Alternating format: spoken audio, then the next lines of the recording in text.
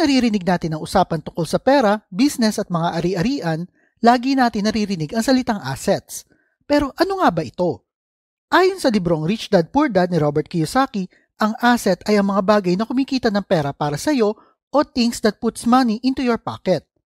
Kabaliktaran naman ng asset ay ang liabilities na ang ibig sabihin naman ay mga bagay na ginagastosan mo ng pera o things that takes money out of your pocket. Sabi nga nila, imposibleng yumaman ka kung wala kang asset na nagsusupply ng pera para sa iyo. Malaking tulong ito lalo na kung di mo na kaya magtrabaho. Kaya sa video na ito, pag-uusapan natin ang iba't ibang uri ng asset na pwedeng magpayaman sa iyo. Panoorin nyo rin ang video na ito hanggang sa huli at magugulat kayo na asset din pala yon. Kaya simulan na natin. Una ay ang cash o ang pera. Ang pera ay isa sa pinakamagandang asset na talaga naman maaaring magdala ng malaking swerte sa iyo.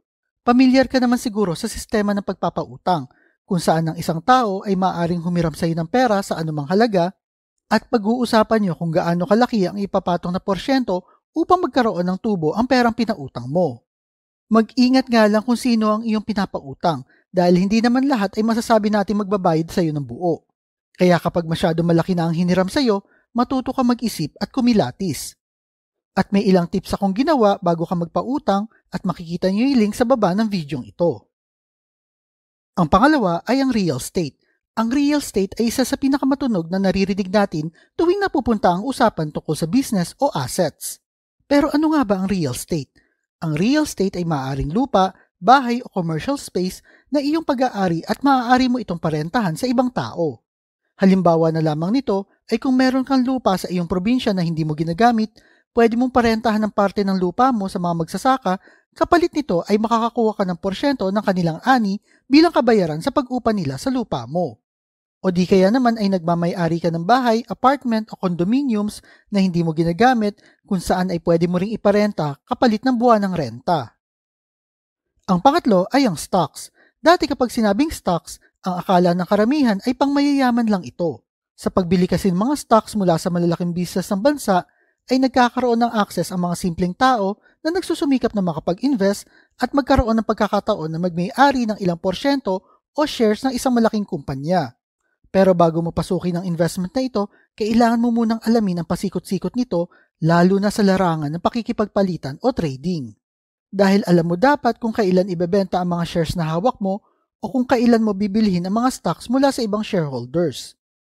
Pwede ka din naman maging isang long-term investor, yun nga lang taon ang bibilangin mo bago mo makitang kumikita ang pera mo. Tandaan na laging nakasalalay ang pag-asenso mo sa bawat desisyon na bibitawan mo, kaya invest wisely. Ang pang-apat ay ang mga gamit o equipments. Lahat ng bagay na meron ka na sa tingin mo magdadala sa iyo ng pera, mabilisan man o pangmatagalan ay matatawag mong asset. Kung programmer ka o kung may alam ka sa computer, ang hawak mong laptop ay masasabi mong isang uri ng asset dahil pwede kang kumita gamit ang iyong laptop bilang equipment sa trabaho o pagiging freelancer. Sa mga magsasaka naman, ang traktora na ginagamit nila sa pagsasaka ay matatawag din nilang asset dahil ang mga makinang ito ay nagpapabilis ng trabaho nila para kumita ng pera.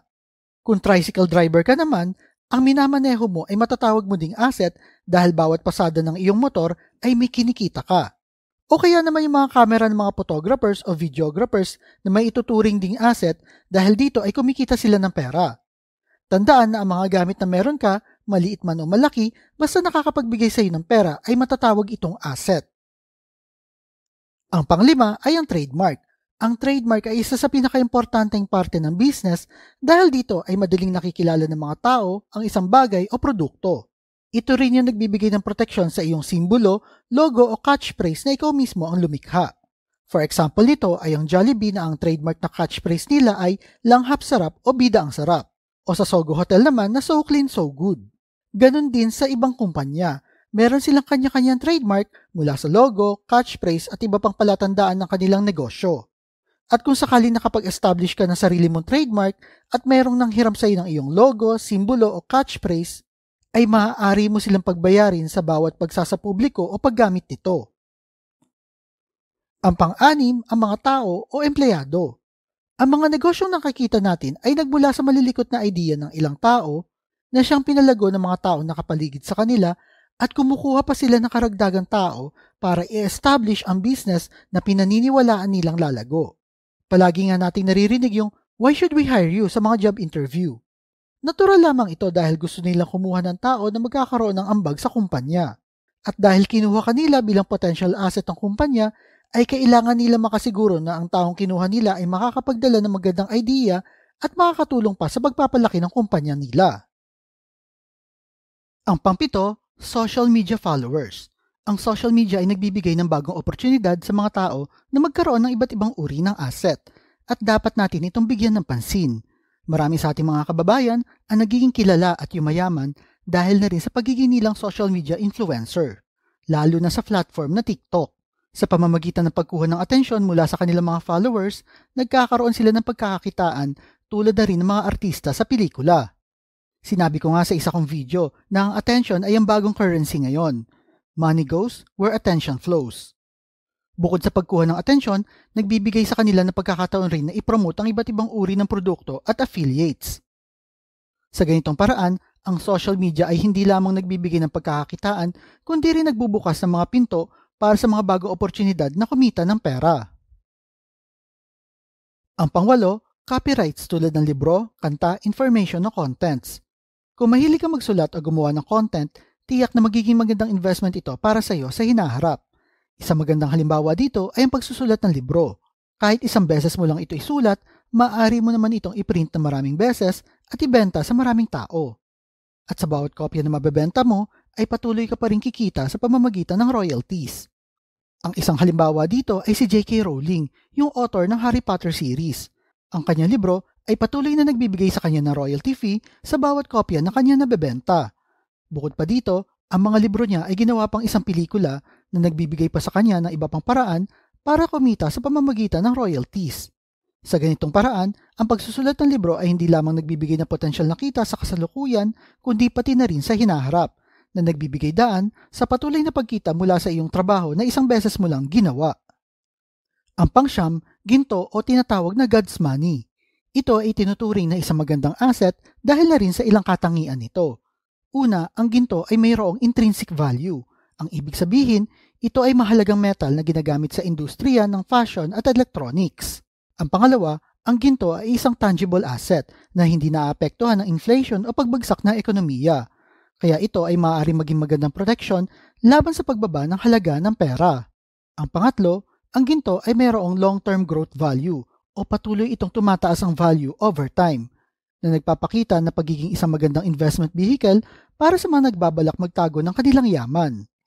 Sa kabuuan, ang ginto ay isang asset na nagbibigay sa iyo ng security at value sa panahon na hindi inaasahang pangyayari sa ekonomiya. Trivia muna tayo. Ang ginto ay minsang tinutukoy din bilang God's money dahil na rin sa historical value nito. Sa buong kasaysayan, ang ginto ay kinikilalang simbolo ng yaman, kapangyarihan at prosperity ng iba't ibang sibilisasyon at kultura. Hindi ito katulad ng fiat currency o mga papel na pera na madaling manipulahin o babaan ng halaga ng pamahalaan. Nananatili na may halaga ang ginto sa paglipas ng panahon at naglilingkod bilang isang mapagkakatiwalaang imbakan ng yaman. Ang terminong God's money ay nagpapakita ng idea na ang ginto ay lagpas sa kontrol o manipulasyon ng mga tao. Ang pangsampu, medyo kontrobersyal ito pero totoo. Ang asawa mo. Ang pagpili ng tamang asawa ay isa sa mahalagang desisyon na gagawin natin sa ating buhay. Dahil ito ay isa sa mga pwedeng dahilan ng paghihirap natin o pagyaman natin. Ang pagpili ng tamang partner sa buhay ay nagbibigay sa atin ng malaking chance na maiangat ang ating buhay bilang isang pamilya. Huwag basta-basta magpadala sa ganda o libog lamang. Pumili ng tamang partner na makakasundo mo lalo na pagdating sa pera at life goals. Tandaan na pumili ka ng asawa na tutulungan ka na kumita ng pera, hindi yung bubungangaan ka kapag wala kang pera. Yan ang mga asset na nagpapayaman sa ibang tao at pwede magpayaman sa iyo. Ikaw ba, alin sa mga asset na ito ang meron ka? Type mo naman sa comment section below. At kung mahilig kayo sa mga videos tungkol sa pera, motivation o business, like and share nyo lang ang video na ito at kita-kita po ulit tayo sa mga susunod na video.